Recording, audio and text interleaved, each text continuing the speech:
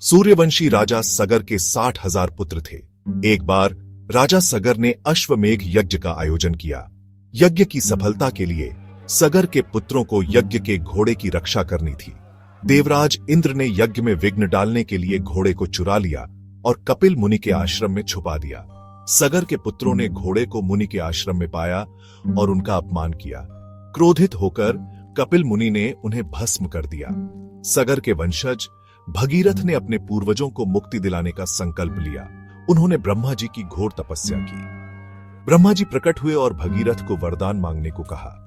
भगीरथ ने कहा, हे प्रभु, मेरे पूर्वजों को कपिल मुनि के श्राप से मुक्ति दिलाने के लिए गंगा को स्वर्ग से धरती पर लाना होगा।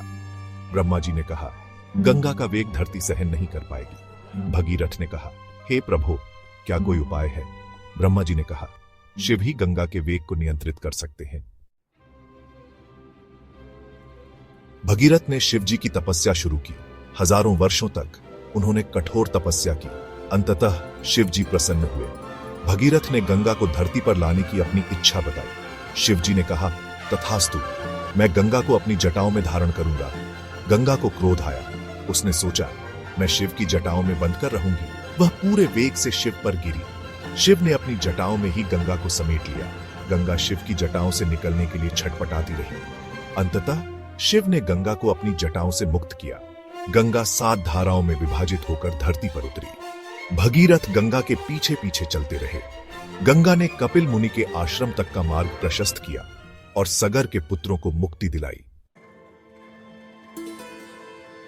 जहां जहां गंगा बहती गई, वहां हरियाली छा गई। सूखे कुएं पानी से भर गए।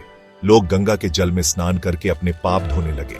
गंगा के आगमन से धरती धन्य हो गई। लोगों ने गंगा के तट पर अपने घर बसा लिए। प्रयागराज, हरिद्वार, वाराणसी जैसे तीर्थ स्थल गंगा के किनारे ही बसे। गंगा नदी भारत की संस्कृति और जीवन का अभिन्न अंग बन गई। हर साल लाखों लोग गंगा में डुबकी लगाने आते हैं। गंगा के जल को पवित्र माना जाता है। यह जल अनेक रोगों को दूर करता है। गंगा नदी भारत की जीवन रेखा है।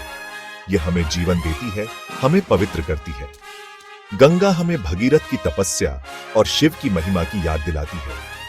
गंगा का महत्व आज भी उतना ही है जितना हजारों वर्ष पहले था। हमें गंगा की पवित्रता को बनाए रखने का संकल्प लेना चाहिए। गंगा को प्रदूषित नहीं करना चाहिए। गंगा हमारी धरोहर है, इसे हमें बचाना है।